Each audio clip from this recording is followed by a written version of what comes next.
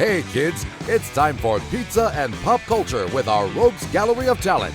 Coming at you on location from Eastside Pizza in Wallingford, Connecticut. Now serving up geek pizza with extra cheese.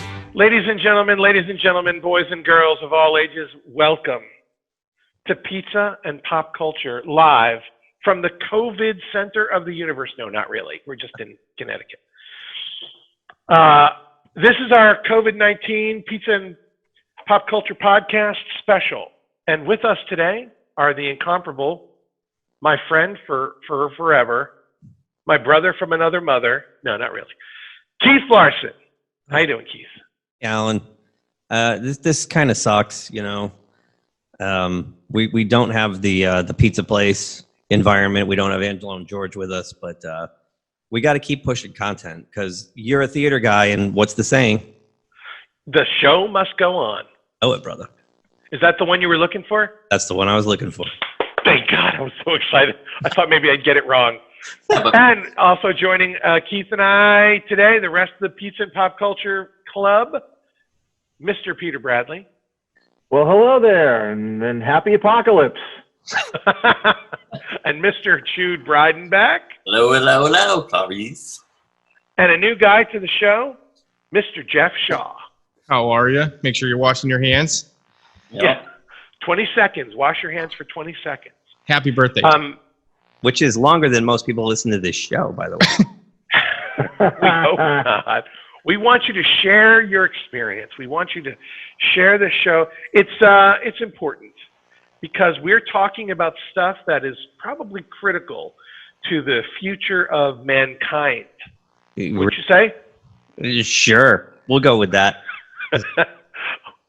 We're recording this using one of the technological tools interface, and although you can't see us, we can see each other because we're on a video. We're each recording from the comfort of our own home. I've just ordered a pizza, which is going to arrive, and my favorite part is watching everyone's face as I blabber through this.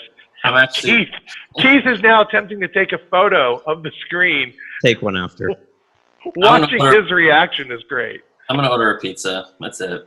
Already had ours. And Jude's going to order a pizza. And that's absolutely apropos. Yeah. But today, in today's segment, we had a couple of topics we wanted to run by each other and hopefully run by our listeners.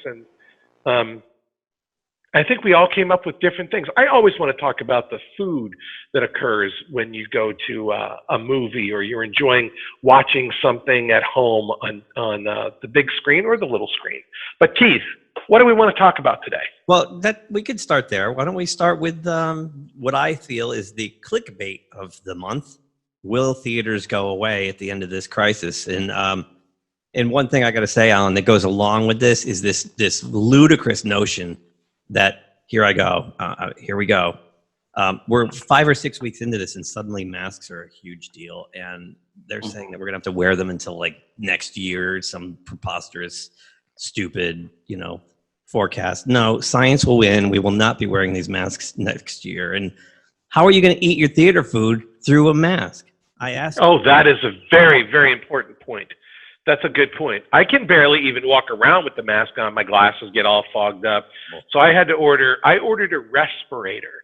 Just so everybody knows, there is a difference between a mask and a respirator. And if you're going to order something, make sure you get one that uses the word respirator because it allows for the filtering of air to be vented through an actual vent, and it doesn't cover your nose and your mouth. So a mask and a ventilator are two different things. Respirator, rather, are two different things. Important so safety tip. Thank you, Egon. Thank you. You're welcome. Don't cross the streams, Jude, okay? So, I don't know any other theater chains besides AMC that even posted that they had some financial troubles. I found the most recent article here from Hollywood Reporter published, what's today? 27th. We're recording this on Ace Frehley's birthday, by the way. Yeah, I know. Happy birthday, Ace. 69th birthday to Ace Frehley. So 7 days ago, this article came out, and AMC is increasingly confident that they can avoid bankruptcy. They have financial protections in place. I think part of the reason this became a sexy clickbait story is because they had just sunk $5 billion into renovating their entire theater chain, and then this happened. So they had no time to start recouping a lot of the costs. Yeah, but they own their own movie channel as well, right? Don't they own a service and they own other stuff too, right? Right, but as far as the physical big box, Still, yeah, right. If I'm not mistaken, too, just because you file for bankruptcy doesn't mean you're going under or out of business. It also can be just a way for a business to get some protection against creditors for now. But the government also, there was that period of time where the America Cares Act, which was the funding, the billions and trillions of dollars for businesses, that was in question. So during that little flux, I think, Keith, that may have been when they signed some paperwork. You're absolutely right. They're going to for Chapter 11. It looks like this summer, it says. And just skimming the article, I haven't really read it too carefully. But it says they have a $500 million debt offering unveiled last week, but they have plenty of liquid assets to go against any loans they're going to take out. So I think they'll be fine. I just feel like because I bought MoviePass and they immediately went bankrupt, and then I bought the words and now Yeah. I'm like, maybe I should just stop buying these things because I'm killing these companies myself. It's all your fault, Keith. You gotta just stop it. I mean, Just stop. do you think this is a possibility? That I haven't heard any other theater chains say this, just AMC, but it seems like, these 24-hour news cycles are looking for stories to sell, and they start saying theaters are going away. I did hear that that Warner Brothers was apparently looking. They were reevaluating the theater model. Now, what exactly does that mean? Are they thinking of bypassing theaters altogether? I don't know. I mean, didn't they do was it Paramount or Warner Brothers that did a deal with Universal? It was Warner Brothers and Universal did the physical media. Physical media. Okay, so that wouldn't have anything to do with this. But but does that mean that they're deciding to put stuff to streaming right away? Just put it right out to physical media right away? I mean, it'll definitely be a while before we're all packed in like sardines again. Yeah, Which is a good thing. I'd like to see them rethink the theater design by including ejection seats. I was thinking plastic Nice. cubicles. You just go in your own little cubicle and it's, encased. they should do that anyway, because if you listen to, was it episode 2? We went on a whole rant about the cinema experience and just how awful it is. Well, And I just got done reading an article about how a lot of these like Texas and Georgia are opening up their states, and I just typed in Google, theaters in the corona, and basically what they're saying is that Texas opened up theaters, restaurants, and other public places, and they said that the businesses must limit occupancy to no more than 25%. Wow. Oh my So God! what does that mean? I mean, That'll definitely be affecting ticket sales, obviously. so I mean, do they just rope off rows of seats and then say you have to sit here? I don't know how that's gonna work, but Well, I mean, I think that now with the advent of assigned seating and the luxury seating and the assigned seating that comes with that, it's a lot easier to control that, because now you can say, you can look at the theater and say only people can sit here, here, here, and here, and just sell those tickets. Right. But you're right, Jude. Now how are you going to do it? You're going to have to hire somebody to go in there and police the place. pretty much. And does that mean that like families can't sit next to each other? It's But one of the things I think is, it kind of goes along with everybody thinking that like for the next couple of years, you're hearing articles coming out where people are saying sporting events are not going to have fans. We're going to play in front of empty stadiums. It's not going to happen. I think maybe at first, as we start opening theaters around here, maybe they'll do like the little man spacing thing where they block off every other seat, which I would prefer anyways. But just like everything else, I think within a few weeks, a few months, things will start to die down and it'll go back to normal. The whole "this is the new normal," I don't buy that for 1 second. and he's a first responder. He's on. What do they keep saying? On the front lines. On the front lines. I'm curious. On the bleeding edge. I'm curious to know if sporting events are going to act like a bout match where they're going to shoot it live and have the game, but you have to subscribe to it, buy into it, and it'll just you could watch your favorite team, but no one's in the. But like you said too, I've done this. I'll look on there and on the app, and I'll go, oh, I'm going to go row C, seat 10 because there's nobody near me. And then as the thing gets closer, row C fills up. So I move myself. So who's going to, do you really see like a 16-year-old kid walking in there and saying, hey, you can't sit right there next to you can't sit there with the flashlight? Yeah, no. I don't. They could only make every other seat available or whatever they want to do to keep that, I hate this. I'm so tired of the term, but social distancing. Oh my God. That sounds the most logical. That because they still want to make money, and if they've got it down to 25%, there's no way anybody in the chain is going to make money whatsoever. So I think if you block off every other seat, it probably would be a nice logical way to do it. Easily 3 or 4 feet wide with the the space between each armrest and right. Oh yeah. Well, anyway, so if you sold 13579, you'd probably be okay. The other thing, how many people are going to be also responsible when the lights go down? People are going to take off their masks and get comfortable. And of course, all it takes is one sneeze, and that goes out, and that doesn't matter. You want to eat your food? Yeah, it is a confined space, and I think the rule now with the masks is you don't have to wear a mask. It's not like a law, but if you go into a grocery store and you can't keep socially distant from each other, then you're supposed to wear a mask. That way it protects other people from if you sneeze, or if they sneeze, it gives you some protection. But I mean, if you're just wearing a handkerchief or something that's not a filtered mask, it's not going to protect you anyway. It's more about you not spraying out. But it's also to protect you from sneezing on surfaces that you may touch and then touch your face as well. That's true. Good. The other thing. That's a good one, Keith. But I do want to kind of Keith's got the whole Fury Road. What's that guy's name? Joe. Is that his name? Joe? The whole idea of the theater model is, we can certainly debate how theaters are going to handle it, but now a lot of films are coming directly to streaming. Are the studio's going to realize, hey, wait a minute, we can cut that part, we can cut those guys right out of the whole profit chain. Yeah, are things going to be going to streaming first?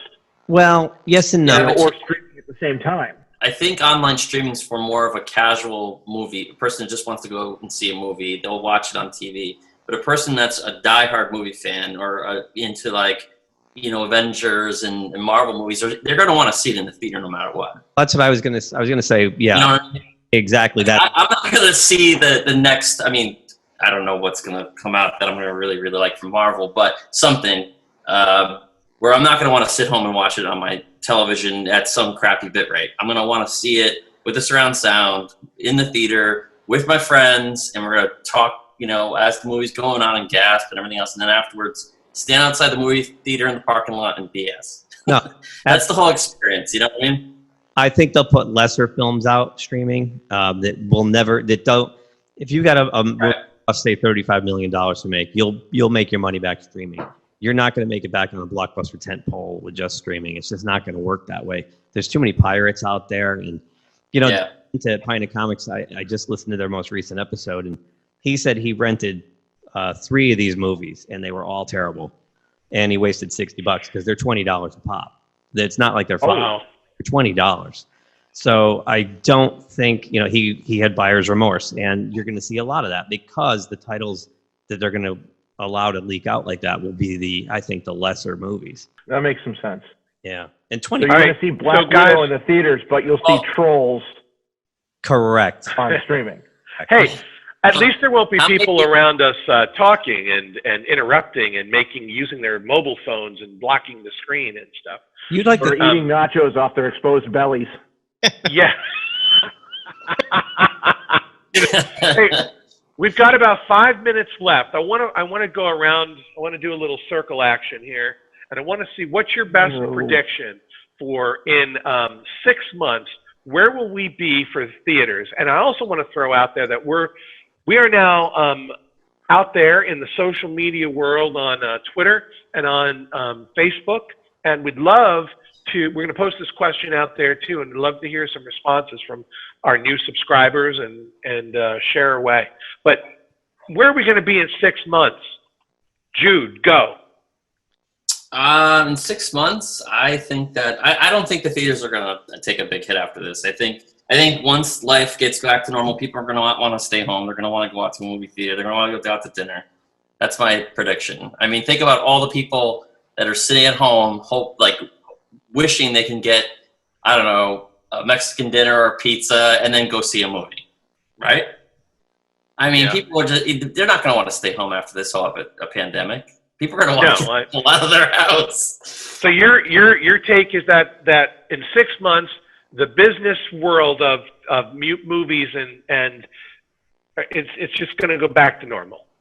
Yeah, I think they'll take a small hit, but I don't think people want to stay home anymore. I think some people who are maybe less introverted are going to definitely want to, once the gates open, they're going to want to go out and do something. Once the state open, or their state, or they feel safe. I don't know.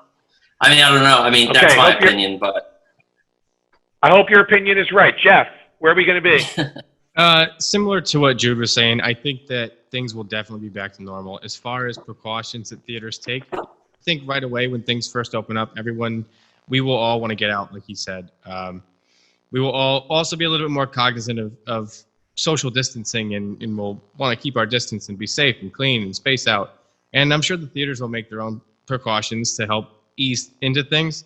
As far as 6 months from now, I think that about 6 months from now, you're going to start to see life going back to normal as it was before this, and nothing will change. And this is the new norm will be gone. And I think 6 months to a year from now, the theater experience will be just as great as it has always been.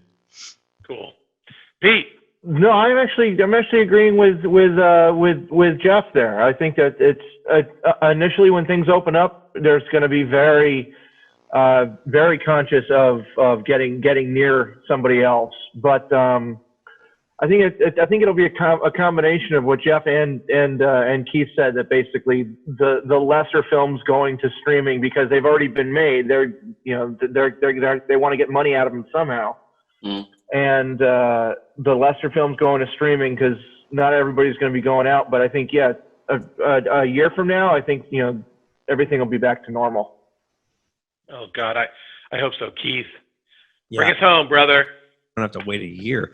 I'm of the opinion that, especially as Americans, we are creatures of complacency and habit. Once we feel safe, we will slip right back into all of our old habits. We heard same rhetoric around 9/11. Oh, the world's never going to be the same. And aside from the manufactured terror alert scale that they put on TV to scare us every day, life went back to normal pretty damn fast. And that's going to happen here too. The minute we feel safe, we will slip back into complacency and business as usual.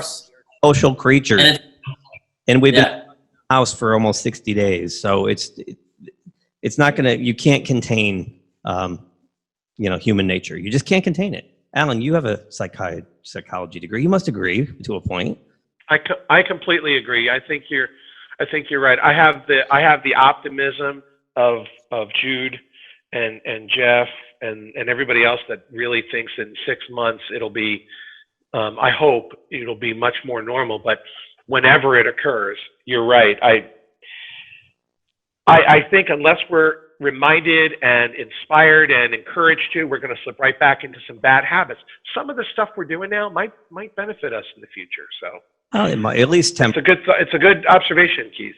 Yeah. Well, I try to be optimistic too, and we're all in the media. We know how it works. I mean, a lot of this is blown air tactics, headline grabbing, viewer escalation. Hold your audience kind of stuff. A lot of this is bullshit. You've got a talking Ken doll with fiberglass hair who was taught to read a teleprompter, giving his opinion on what's going to happen.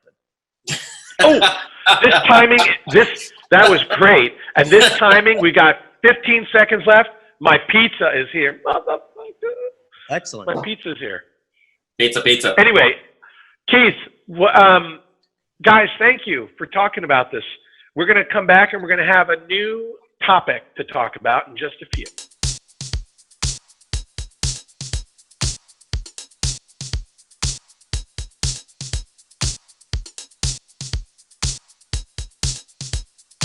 It was the three-legged dog of comics. It was bad. These two gentlemen met in jail, and when they got out, they started publishing. It should have been mobsters instead of doing what they do in comics. Management there was questionable at times. Some of it has to do with people who go to jail. We are sinners. We have corrupted the youth. Stuff that should never have been sold to kids. And then there was Charlton. I couldn't quite tell what they were doing. Charlton was just a hodgepodge of weird titles. What is this? Who am I dealing with? John threw nickels around like they were manhole covers. CATAP. They were cheap. Hell yes, they're cheap. They were a special kind of special is what they were. Critic was horrible. You could smell them beginning to decay even as they were rolling off the press. At one point, they actually did have to move the comics operation into a bowling alley. It's something out of a sitcom. We want to publish comic books in the worst way, and they did. It's been called the street-fighting cousin of Marvel and DC. Maybe you've heard of them. Probably not. But you do know the industry legends that called it home.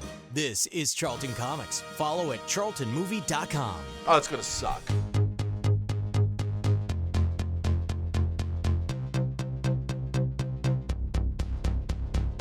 A scoop that was leaked to Variety, not announced by Disney. There have been reports that Bob Iger and Bob Chapek are both livid. Furthermore, there has been a flurry of meeting activity the last few days. This confusion also extended into the film production unit of Lucasfilm itself. Whenever a proposal is developed within Lucasfilm, story drafts will circulate, while design ideas and storyboards of key sequences designed to sell the concept are also developed. In this case, there reportedly has been none of this. No designs, no storyboards, no story drafts, no nothing. I am left with the impression that Lucasfilm is a house even more divided than previously thought. Not only that, Kathleen Kennedy and her acolytes appear to be increasingly isolated and separated from the rest of Lucasfilm. And it looks more and more like either Kathleen Kennedy or Leslie Headland herself, or both, really did go rogue and announced this on their own accord in an effort to use industry and Twitterati pressure as a means to force this into getting made. Because even if Headland alone was the leaker, which I don't think, then Kennedy would still be responsible for her. And this is corporate high treason right here. So that was from Midnight's Edge as of this morning, April 27th, reporting on this whole leak where we've heard about from posted on Variety magazine. I got the article right here, April 22nd. Star Wars series from Russian doll co-creator Leslie Headland and works at Disney Plus. And apparently, this was not put out by Disney. This was put out by some rogue agent, whether it was Kathleen Kennedy, whether it was Leslie Headland herself, who knows? But this is part and parcel of what's wrong with not just Disney as a whole, but Disney Star Wars in particular. With that, Star Wars fans, Pete and Jude, go.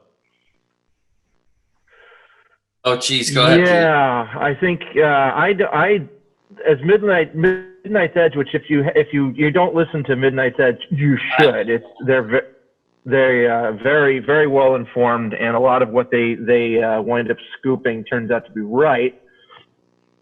I agree with Midnight's Edge that this whole female-centric Star Wars series, alternate timeline, whatever it's supposed to be, is not going to happen.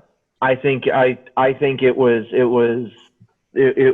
political maneuvering to try to get it to happen, but we didn't hear anything from StarWars.com. We didn't hear anything from Disney. It was scooped. It was put out to Variety. Much like Kathleen Kennedy's contract renewal. I think it was put out. It was leaked. It wasn't actually announced. I'm not sure that it's actually going to happen. No, it probably won't. But clearly, someone's trying to leverage this from happening, because the key thing in that audio clip I specifically cobbled together from this morning's YouTube drop was that there's usually, when you pitch something, character design, some storyboards, a treatment, and there's nothing. There's absolutely nothing. And apparently Bob Iger and Bob Chapek are furious and have called dozens of meetings already to try to stomp this campfire out and figure out who did this. Yeah, I think there was a lot. Even though obviously Twitter's going nuts on both sides of it, with good for you and oh my god, I can't stand this. Both sides going off on it. There was a Disney board that was basically giving a play-by-play of it. DCW Pro or somebody like that was giving hey, the Bobs are angry about something. There's all these meetings going on over the weekend. What's going on? And you'll notice that over the weekend, this was the big headline. If you Googled Star Wars, then you were getting just Leslie Headland's TV show and all of the reaction to it. But come Monday morning, and that's today, that was buried. I know I watched an episode of Clownfish TV, which is another good one that you want to check out. They pointed out that this story was buried by the hiring of the actress that played Mon Mothma in Rogue One and Revenge of the Sith is going to be on the Cassian Andor series that they're releasing Rise of Skywalker 2 months early on Disney Plus. There's all these little news snippets that just buried this whole series. And I do find that a very interesting coincidence. I'm just amazed. Some of the, if you watch the video from Midnight's Edge posted this morning, I think two of the most telling still images he puts up during this is the Disney leadership hierarchy, which are all 55 plus white guys, and Kathleen Kennedy's camp, which are about a dozen just just women. There's no diversity in either pack there. There's clearly a schism going on here. What I don't get, though, this goes back to 2016 for me. This goes back to that Ghostbusters reboot where, haven't they figured this out yet? And you could go right down the line, Captain Marvel and all these things. It does you no good to try to, it's not whitewashing, it's gender washing, if you will, to gender wash a franchise or a tentpole movie and stir up all this vitriol where they start calling the fans man babies and just insulting your audience. What does this accomplish? I think we're all in agreement. The five. Yeah, Charlie's Angels was. We love to see strong women characters, but they've got to be equals with their male counterparts, not a movie full of females.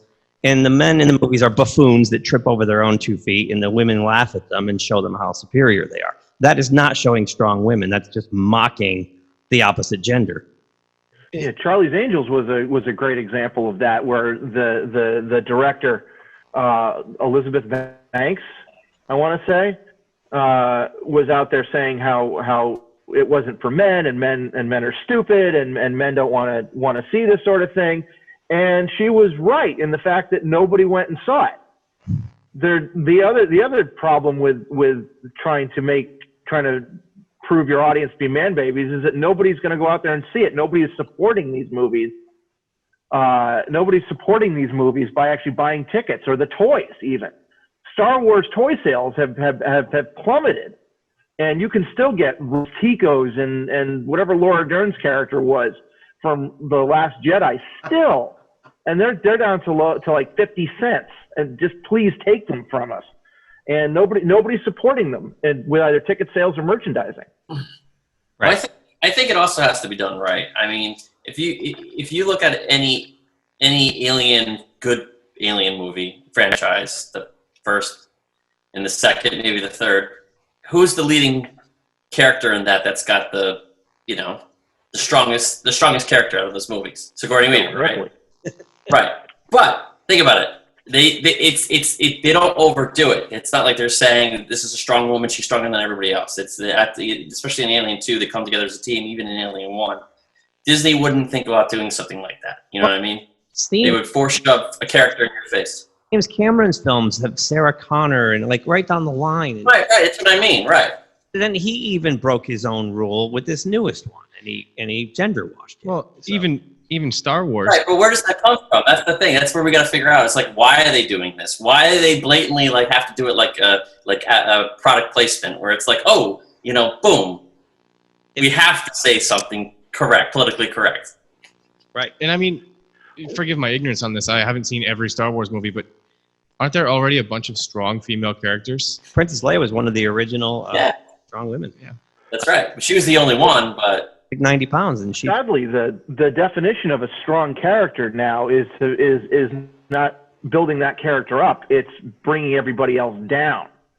Right. You know, like in Ghostbusters, it was all the women are competent and know what they're doing, and every male was a complete idiot.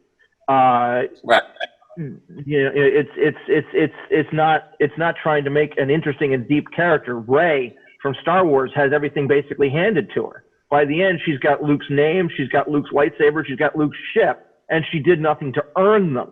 They're just handed to her. And instead of actually trying to make a complicated character like Ellen Ripley, who is flawed, she's crying her eyes out, she's scared out of her mind, but she still manages to be strong during the entire ordeal. Well, let's bring down everybody around them. That's right. She has one of my favorite movie quotes of all time, Ripley, anyways, and one that when I think about it, I get all tingly. I love that quote when she's like, "Get away from her, you bitch." I love that quote. I knew he was going to say it. I was going to say it before you said it. That's some woman power right now. But I got to tell you, what I think I'm going to play a little devil's advocate here, and I'm going to go with this outlandish idea that it's not that you're not wrong about what you're saying, but I think about what a company does when they want to increase diversity. What is it that they do? They will actually go out of their way to have programs that demonstrate that they have created a diverse workforce. And a movie company is doing the same thing. So now they're taking classics and they are, I don't know, it almost feels like I want to say, are they saying, look at this can be a much better movie, or this is just for women because we're going to make it just for women and that'll be our new audience. From a financial standpoint, does it even movies are not inexpensive to make. We got to spend millions of dollars to remake this movie with this cast, and then we got to make that money back. So maybe they've done their research. Maybe they think that if we make a movie with this particular cast or this particular diversity specifications in place, that it will pay them. They'll be able to recover that money. Well, that's it. I can't. But that doesn't make the only thing I can think of. It's cinema, you know what I mean? Right. It doesn't necessarily make a good movie, but they're a business, and I wonder if what role that philosophy plays in all this. That's all. I'm gonna eat some pizza. The list goes on and on. Like Pete just said, the Charlie's Angels tanked. Like if that were true, then they need to get a new research company because their numbers are wrong. It doesn't seem to be working. My question is the demographics for Charlie's Angels. I don't have the numbers in front of me, but the demographics for Charlie's Angels show that more women actually saw Rambo, which was out at the same time. More women went and saw a very male-centric and testosterone-filled movie. There's a lot of Italian women that love over Charlie's Angels. Yeah, we are going to get hate mail. Well, here's the question: when did this all? We're just trying to inspire conversation. Sorry. When did this all start? And it has nothing to do with just. I mean, I guess it could deal with gender and other things, but when did it all start? Where they started thinking less about the vision of the story and appeasing everybody. When did it start? Like, what movie can you think of where you actually sat there and you saw it unveil and you're like, oh my God, I can't believe they did that? I think a lot of this stuff started with that Ghostbusters 2016.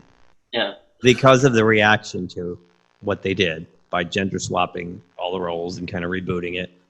And I mean, all they did was attack people who said this looks terrible. It was a terrible movie. It had nothing to do. Yeah, and I hated Chris Hemsworth's character. I know some people liked him. It was terrible. I couldn't stand it. Every time he came out, I was like, ugh. Like Pete said, they turned him into a stupid buffoon who couldn't get out of his own way. But they didn't even do a good job of that. It was almost humiliating. Cartoon character. And yeah, it was over the top. Andy Garcia was a cartoon character, the bad mayor. Like, it just went on, and that's what we're saying. This has nothing to do with, it's not a gender war. We all have our favorite strong female characters from all the franchises over the years, and people like the Sarah Connor character, who starts out as this meek, quiet little waitress, and she ends up this kick-ass because of attrition. She had to toughen up, and she had to. That's a story arc. Like Pete said, you just can't throw some woman and say, "Oh, she's a kick-ass woman because look at her, she's strong." She has a Same thing with Sigourney Weaver's character, Ridley. Same thing. In the beginning of Aliens, she was just kind of following protocol, not trying to get them into the ship, and then all of a sudden, she got tossed inside of that. And it became or even much more modern. I mean, the characters we're talking about are 30, 40 years old. And, a year ago at this time, you've got Avengers Endgame. Black Widow is such a stronger character than Captain Marvel ever could be. Because, again, everybody in Captain Marvel was a bumbling idiot. And Black Widow has been strong this entire time. And I think she had more of an arc in that movie than Captain Marvel, who showed up, punched a ship, and then got punched out of the movie. Right, and Captain Marvel it's not because of her gender, it's just because of the character. That's what you're trying to say. It was a poorly constructed film. It had nothing to do with the character. Like Pete said, there's really not much of a story arc there. The character was made of plywood, and they turned, like, Nick Fury, agent of S.H.I.E.L.D., the greatest spy in the history of the world, according to Marvel. They turned him into like a stumbling, bumbling fool, carrying this cat around and getting his eye scratched. And they just dumbed it down. And you had Jude Law, constantly telling her, you need to control your emotions, like mansplaining to her, like intentionally doing that. That's the problem. That's what causes the fans to get upset. There's almost a backlash because I think these women feel like, and here we are, 5 men solving the problems. I know. Yeah, we're going to get hate mail. But we're trying to look at this objectively. And when it's almost like they feel like they're owed a debt. So now what they're going to do when they have a little bit of a voice or a little bit of an opportunity is they're going to flip it, and they're going to make men just look like complete idiots. Well, I mean, at the end of the day, it's still just entertainment. We're movie goers, but if you're just in it to watch a movie just to be entertained, maybe some people don't care. They're just like, whatever, Well, this woman, Leslie Headland, she was the personal assistant to Harvey Weinstein. So is there some sort of an agenda there because of that? Who knows what went on when she worked for him? And, did it cause her to be bitter? Who knows? Well, I mean, if you have kids, you want your daughter to grow up as Wonder Woman, don't you? To be strong. So I mean, it's not like Wonder Woman didn't bring everybody down around them, around her. But what I'm trying Wonder Woman to say managed is to be strong and independent, right? And everybody else managed to have interesting character arcs and be full characters around her. It wasn't a condescending attitude. And another Marvel movie, Guardians of the Galaxy, we've got Nebula, and we've got Gamora, who are both very strong female characters, and they kicked ass. I loved their. Yeah, they absolutely kick ass. Yeah, James Gunn did that right. He really did. Right. That's a good. Wonder Woman's a great point, Pete, because they didn't take Chris Pine's character and make him trip over things and fall down. He's a military guy, and he's smart and tactful and resourceful, and so is she. And there they are, side by side, and they used each other's strengths and respected each other's strengths in that movie. So if you want to do that, that's the way to do it. You don't just stuff a movie full of women with guns and tell us that, this is the future. It's counterproductive when you do things like that. And I'm taking advantage of Jeff's younger age. Have you seen any of the remakes? No, I actually have not. That's why I'm just staying. Okay. I was looking for your opinion, since you probably have seen the original Ghostbusters, wondering if you'd seen the 2006, is it 2016? Yeah. 3 years now? 4 years? And now there's another Ghostbusters coming out, right? Yeah. Yeah. Which actually looks really, I mean, it looks really good. It's got Egon's granddaughter, right? Yeah, it's Ivan Reitman's son is directing it, and this one's going to be called, part of the Ghostbusters canon. This is actually the third Ghostbusters. They're pretending the other one never happened. So, you know, we'll see. But that's been delayed for almost a year now. So that'll be out in January or February, I think. March? Somewhere in 21. I think it's kind of funny. I think people get really serious over their characters. It's the same thing with sports. Like, if a sports team changes something or gets rid of a player or, you know, whatever, people get... I mean, it's just not about just being politically correct and people getting upset about it. You're changing sometimes the story of somebody's of a character you love, and that sometimes hurts people. So, I mean, you know what I mean? It's a beloved character. You don't have to change their backstory. You know, The level of disrespect. Yeah. Yeah. So you're changing their backstory to fit them in some kind of politically correct bubble, and you're like, no, that's not how it works. That doesn't work at all. I love this character. Don't change them so that everybody needs to like them, or I don't know, or look up to them. I don't know. But you know what I mean? Like. So people take it personal. It's just like a sports team. Yep. You know? I mean, I'm a Red Sox fan. You know, when my players got traded to the Yankees? That hurt. The big red time's up is staring us in the face. We'll be back.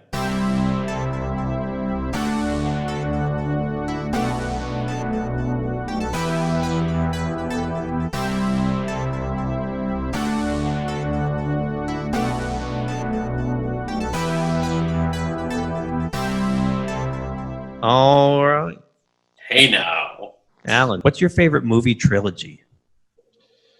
My favorite movie, well, as trilogies go, I mean, I don't really know specific trilogies. I would have to say I like the Lord of the Rings trilogy, but I'm a huge Harry Potter fan, and that's not really a trilogy. But well, you could pick 3 of them. Yeah. That's a saga right there. You got there. You got yourself a saga. I really did like the Lord of the Rings. Watching it in the theater was sometimes a little bit of a rough experience because there's all types at the theater, but I love actually watching the movies at home. I really enjoy it. For some reason, it just seems to move so much faster.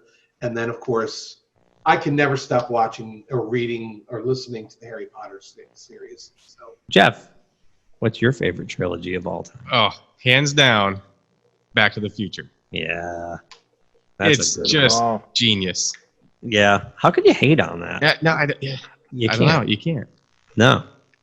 No, it's a great trilogy. Yeah, you don't ever really come across somebody that says, I hate Back to the Future. I hate Star Wars. I hate this, that, or the other thing. But nobody hates Back to the Future.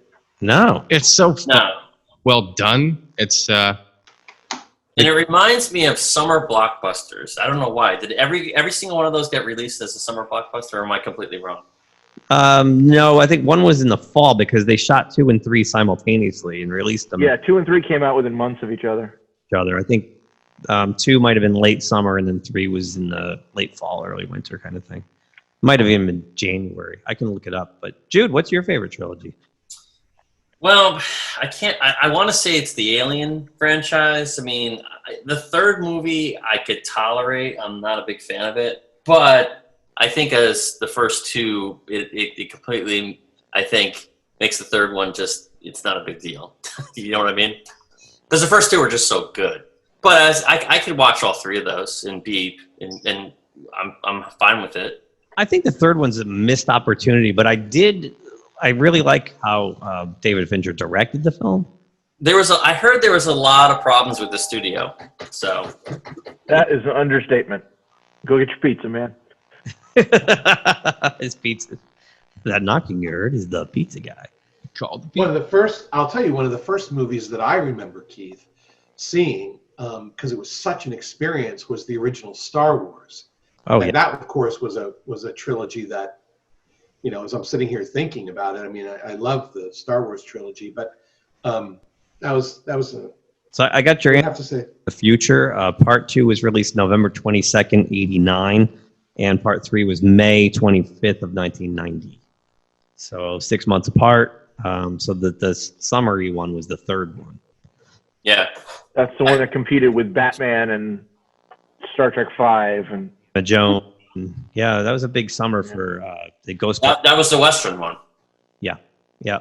Yeah. Yep. Which was great. I loved Biff's great-great-grandfather or whatever character. By far the best of the three, but it still holds up very well. It jumped the shark, as you like to say.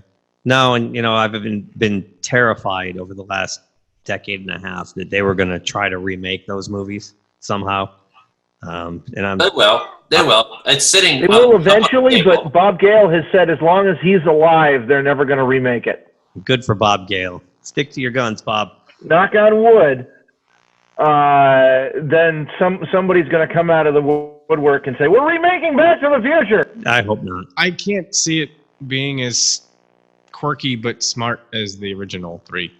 I just don't miss things. I don't think you'll be able to duplicate the chemistry that Christopher Lloyd and Michael J. Fox had with each other. It was just, they caught lightning in a bottle with that first one. I remember that summer of '85 kind of seemed a little slow movie-wise. And I was like, Back to the Future. And Michael J. Wasn't there a Rocky movie? Wasn't there like Rocky 4? It was a slow summer. And then, I wasn't even thrilled to go see the movie and blew my doors in. It was just so good. I remember seeing one of the Rocky movies around that time and liking it. But Rocky 4 was '86, I believe. Sorry. Come on. It's a generational thing. I'm sorry. We forgive you, Jude. Rocky 4 was '85. You're right, Jude. Was it? Yep. Oh. I don't know if I have it. It was November of '85, so it came out right with a couple months after Back to the Future. I don't know. I can't think of a favorite trilogy. I mean, there's so many good ones. Lord of the Rings, fantastic. The recent trilogies, I like the new Planet of the Apes trilogy. I haven't seen them. Oh, good call. Yeah. Oh, very good call on that one. Yeah, if you get a chance, you got to check those out. Smart. The first one has a lot of winks and nods at the original, and it kind of, I like it because it kind of shows how that first movie probably came to happen. By the time you get to the third one. Now, is it follow along with the original, or is it just a parallel kind of? No, well, it's kind of its own thing, but the way that they do it, it does kind of dovetail into the original if you really wanted to. I could spoil it if you want, and I'm assuming that, it's a movie that's 10 plus years old, so you've had your chance. There's at one point where there's a manned mission to Mars that's like in the newspapers, or it's on the news behind a character. And that's early on in the movie, and then later on in a newspaper it says manned mission to Mars has been lost. So that's it. So it does kind of dovetail into it. So if you wanted to, you could watch Planet of the Apes 1, 2, and 3, and then go back and watch the original. Right. Because it at no point says that it's a brand new start. It's a brand new story. It could very easily still go right into the original almost flawlessly. And then they did with Star Trek. We've got these franchises too, if you will, that started with 3 movies like Indiana Jones and tagged a 4th, or like you said, Pete, the Planet of the Apes, kind of the first 3, and the last 2 were, hey, this is still making money. Let's just keep slapping these together for less and less. Yeah. I mean, the last one, they obviously showed they made it for like $5. They got a school and parked it in a field and had a fight. I'm surprised none of us said Indiana Jones. I mean, granted, they came out with Crystal Skull, but I consider that an Indiana Jones film. But they tacked one on and made it a, you get a quadrilogy, a second trilogy, and then whatever's going on now. Yeah, all the spin-offs and shows. There are 3 different Star Wars trilogies.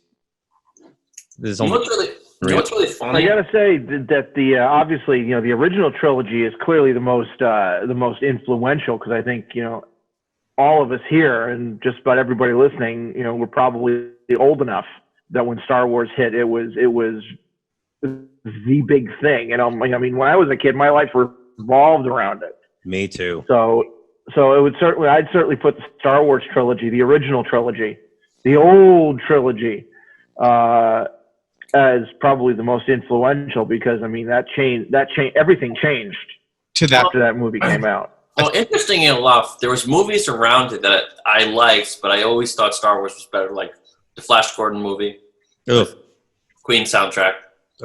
Oh yeah, you gotta love that one.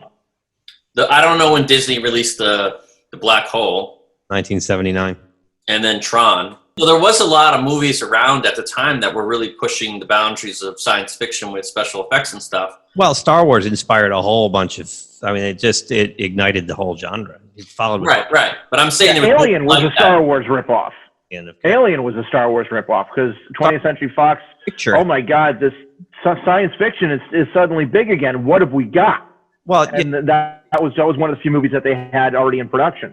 Right. Every studio had the 20th Century Fox turned to somebody and said, "What's our Star Wars?" And Paramount launched Star Trek: The Motion Picture because they had a science fiction IP.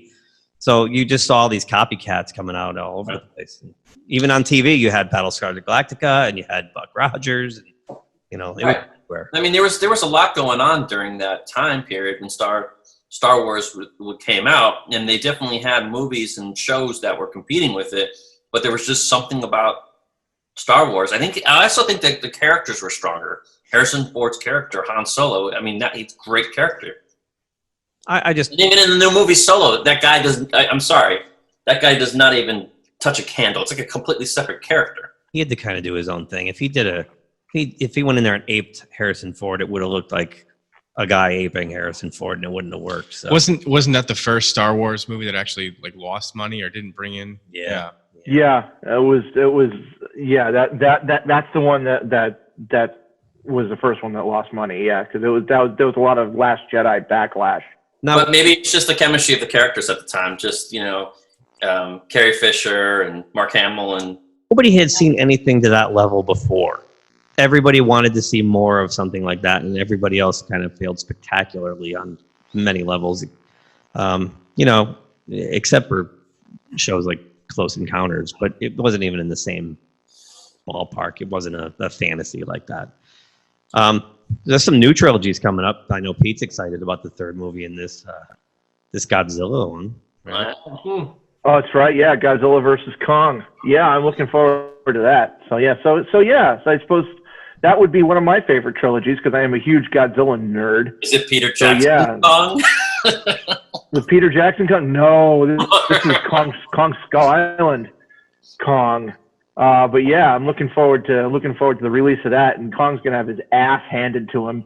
He's better. I really enjoyed the second one. I actually went back and watched the first one. I didn't like it as much when I first saw it because Godzilla's hardly in the movie, and I didn't find the other creatures very appealing. But when you go back, right. And I think it's Colin. Who did that one? It was not Colin Trevorrow. It was Gareth Edwards, right? Gareth Edwards, yeah. Yeah, I think he did a really good job directing it dramatically. It's just, he had the guy from Kick-Ass who's a block of wood. He's not a good actor, and that kind of held it back. But and the second one's just a lot of fun because, as Pete likes to say, it's 2 hours of monsters just punching each other. So yeah, really, how can you go wrong? If you're expecting anything more than monsters punching each other for 2 hours, you are going in there very ill-informed. How about a trilogy that started way back in 1993 that Pete and I were mesmerized by, the Jurassic Park trilogy, the original? Yeah. Be a second trilogy with the Jurassic World trilogy. Oh, yeah.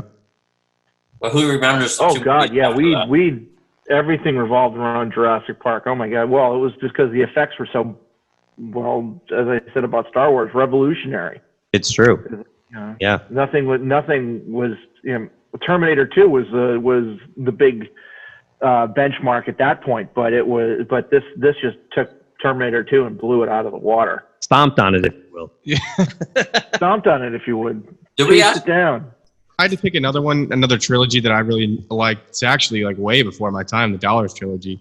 If you like spaghetti westerns, even though The Good, the Bad, and the Ugly by far blows away the first two, in my opinion, it's kind of the most well known. I like the first one the best because it's small. Fistful of Dollars. Yes. For a few dollars more, it kind of gets lost between the two. Yeah, it does. And The Good, the Bad, and the Ugly is so sweeping and epic and just tremendous. It's funny because they're almost the first movie is so small and independent feeling, and then the last one's huge and epic. It's if you watch them, some would say that The Good, the Bad, and the Ugly is a prequel to the first two. Interesting. Only I think there's no nod to each other in any of them, but I think it's just the wardrobe he's wearing at the end of The Good, the Bad, and the Ugly is what he's wearing all through Fistful of Dollars for a few dollars more. So, How about the guys? I think the bigger question is, which are the trilogies that shouldn't have been made? Oh, I think the Matrix, the prequel, the Matrix trilogy. There you go. I mean, the first one was a really good action movie. That's what it was. That's all it was intended to be. And then people started finding all this hidden meaning within it, and I think they started believing their own hype. And just, I think, you know, the other two Matrix movies, it took out all the useless pontification. You'd probably have about 17 minutes worth of story. Yeah, I'll give you that. The two sequels were awful. I didn't think they needed to do any sequels because literally after the movie's over with Neo's conversation, you know, I just felt like it ended and I was fine with that ending. So I don't know why they even touched it. Right. Alan, what about you? You asked the question. Can you think of any? Yeah, well, what made me think of it is the Jurassic Park. Now, I love Jurassic Park and the franchise and all that, but I really don't think they should have made any more. It was so good and it was so stirring and moving. More toys. I just don't think they should have made another sequel. Yeah. Well, I just like to watch dinosaurs. Yeah, but you That's fine with gotta understand something. There's kids and there's dinosaurs. Kids, dinosaurs. You release a dinosaur movie, it sucks. Kids want to see dinosaurs. Dinosaurs chasing and eating people. What kid wouldn't want to see that? Yeah, you know, Lost World and Jurassic Park 3 were nowhere near up to the standards of the first one, not by a long shot. But I wanted to see dinosaurs chasing and eating people. Yeah, that's exactly what I got. I'm raising my hand because I know that we are all going to agree that what should never have become a trilogy is anything beyond Jaws. Oh, good call. Oh, absolutely. Come on, Jaws 3D. Oh, and then they tagged on a fourth one. Oh. I actually saw Jaws 3D in the movie theater with the colored glasses. Well, as bad as Jaws 3D is, at least they tried something different. The Christopher Reeve Superman's the same thing happened. They almost mirror each other, where the first two are just, you know, AFI top 100, and then they gradually drop off. We have a certain... Oh, my God, yeah. Second one's okay, and then you get to the third one, it's like, what's going on here? And then the fourth one is just absolute trash. The Christopher Nolan Batman series, the Dark Knight series, was great. There you go. But the first Batman with Michael Keaton, it should have been it. Yeah, that's it. No more. Why are we having Batman the Penguin, Batman and Robin? Although I have to say that Jack Nicholson. There's a part of that first Batman movie that I've seen. I've seen that movie probably a dozen or more times, and I still can't remember what happens in the middle of the movie. It's like this. It's like Star Trek, the original Star Trek movie. You know when they go into that like kaleidoscope world of special effects. Wormhole. I don't know why they went there or what happened. I blocked it out. Oh, Star Trek: The Motion Picture was great. How about Spider-Man, the Sam Raimi Spider-Man trilogy? There's one that we didn't. Oh, that's a good. Yeah, that's good. Second being the better than the first. Yeah, and the third one. And the third just stinking completely. Yeah. But up the joint. Was with Andrew Garfield. Woo! Those were a job. Oof, yeah. Fans, I know you guys. I don't know how. I mean, I'm big into horror movies, so I mean, there's tons of horror trilogies that Poltergeist, right? Oh yeah, there you go. Stop at the first one. Right. I'm trying to think of another horror franchise.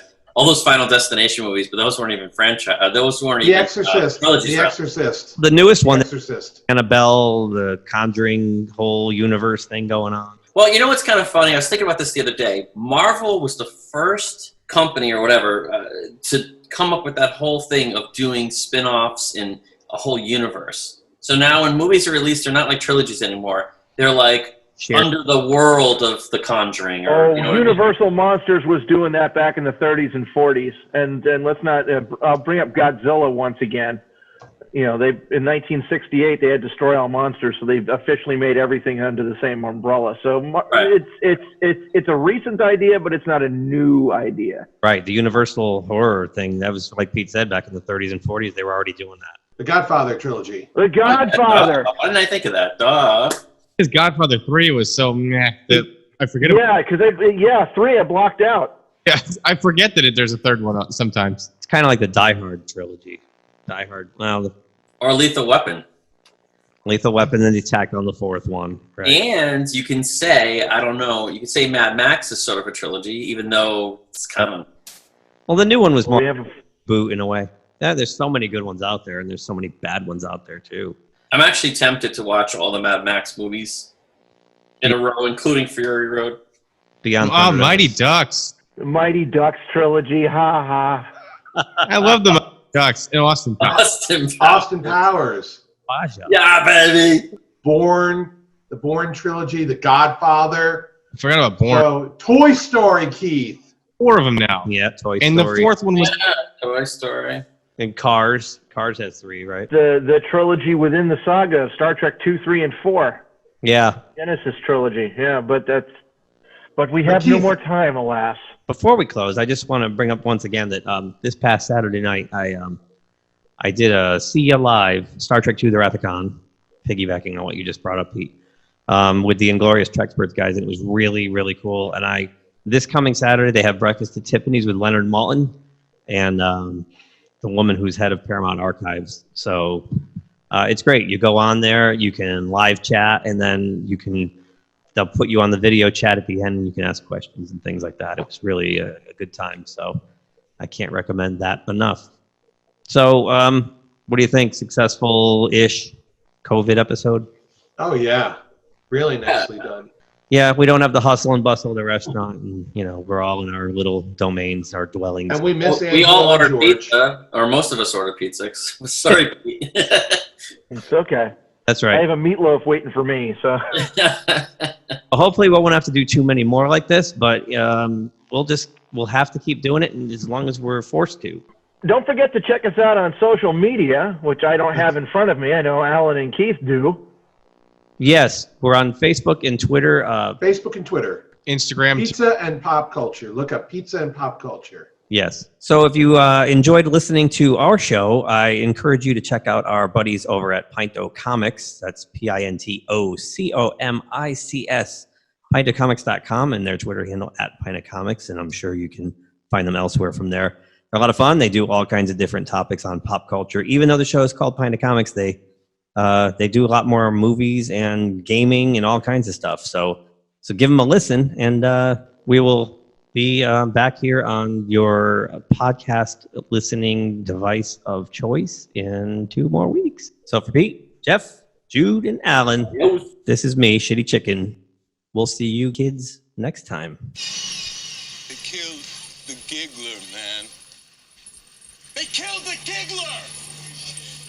They had no business doing that. None. I'm funny how? I mean, funny like I'm a clown.